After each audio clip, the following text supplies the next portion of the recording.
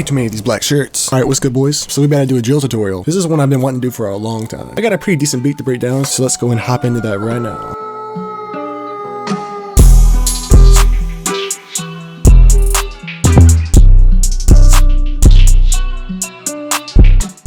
So obviously we got the piano. This is from 𝕊𝕆𝔸𝕆. It's just the dark preset right here.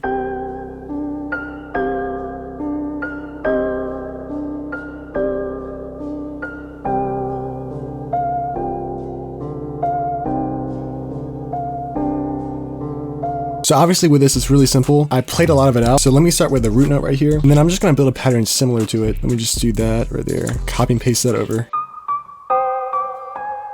And then let me just paste that over.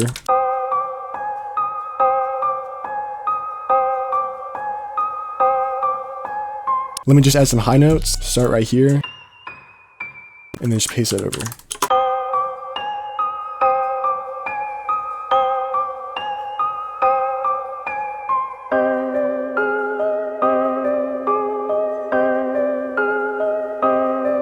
You want this to be super basic, especially with drill. Really focus on sound design. The pattern is not what's going to make it sound so advanced. So let me just throw the halftime back on.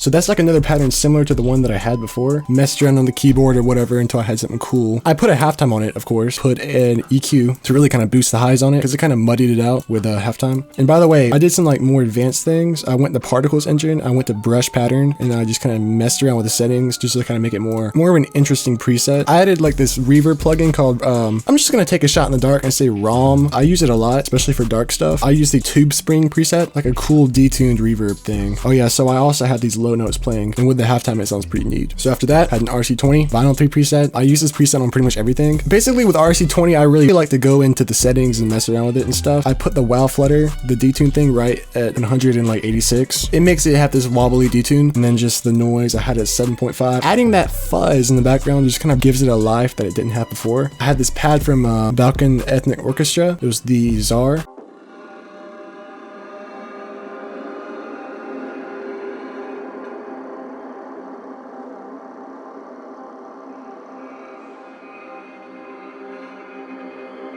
So yeah, that gives it a really cool effect. I threw an EQ on that. All the low end and like the high end really wasn't doing it for me. I added an ambience. I turned the shake down on the ambience and it just kind of messed with the dry and wet. And then what really tied together the whole sample was this violin. It's the Gypsy Romantic violin from Violin Effects.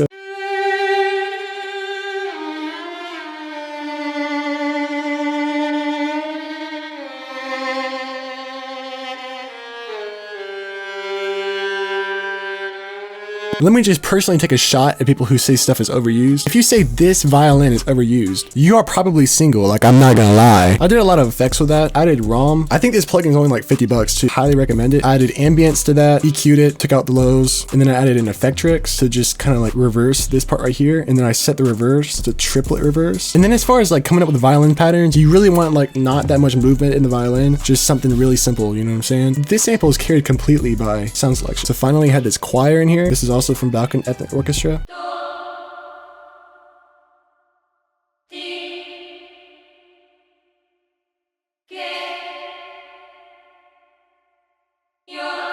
I just love the sound that it added to the sample. Had an ambience. Ambience was super important here. I had an EQ to just kind of make it more vintage. And then I had an RC20, which really tied it together. So yeah, the last thing in this sample was the bird texture.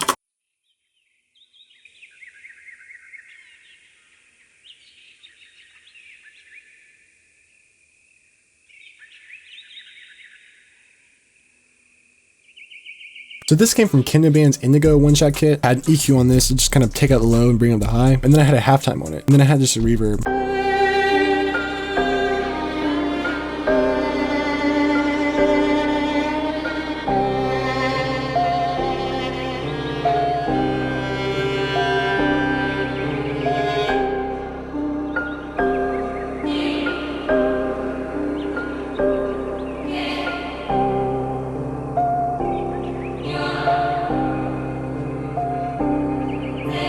Alright, so after that, you know we had to flip the sample, because what's a drill tutorial without drums, you know what I'm saying? Like, it's all drums.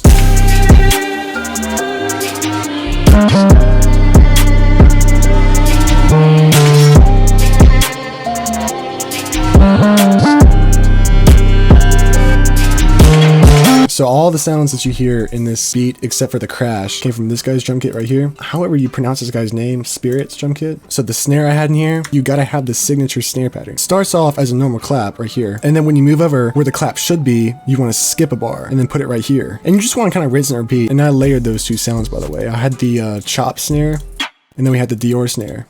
After that, I had these two hi-hats right here. I just layered them. One has more low end than the other. But with the hi-hats, I always do really special patterns.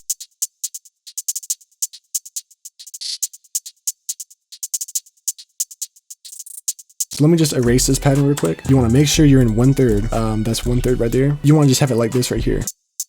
And then after that, you just want to kind of fill in those blanks right there. Bring up the velocity, and you want to turn those down to create the little sweep pattern. And then just, I don't know, kind of bring it in, fade that in real quick, just like that. Let me paste that over. So that's pretty much how that's done. So we have the 808 after this, and the 808, easily one of the most important things in the whole beat. Just think about this. If you don't have your 808s right, you're gonna throw the whole beat off, and you're gonna throw the rapper off. So your chance for placement just went out the window. If you're not sure how to like make the bounce right, just stick to keeping it simple, because that's the safest way to go. To create a slide note in FL Studio, put a note wherever you want it to slide to, double click that note, and then click on slide. And the tighter you have it, the quicker it's gonna slide. Just kind of mess around until something sounds cool.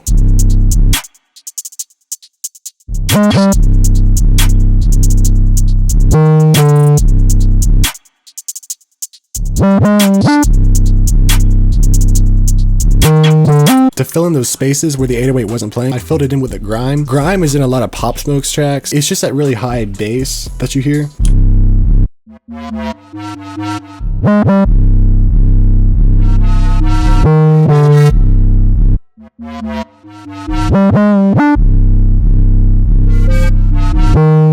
Just mess with the velocities a lot. Make sure everything comes in and fades out just the way you want it. Make sure it's pitched up high and it's not clashing with the 808. So only put your Grime in places where the 808 really isn't playing. You can overlay them, but make sure to do it very sparingly. This Grime is Jay's Grime bass. I'll link his download in the description so y'all can go download this Grime. So I got this kick to go along with the 808s. I'll just play them all together.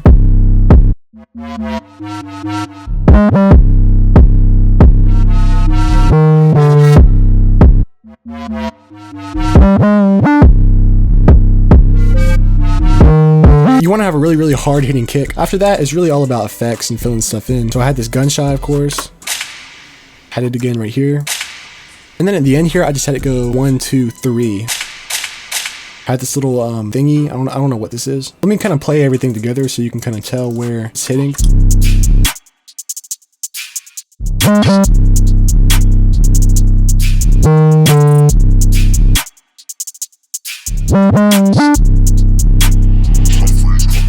So after that, I had this little counter snare.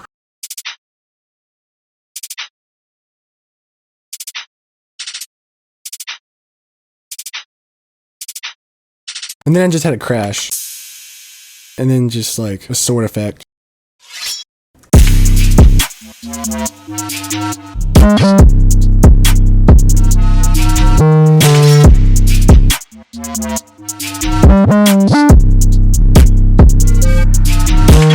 And then I just had the riser. So yeah, that's pretty much how you can make dark drill. Thank you so much for 3K, because that is crazy. So yeah, till next time.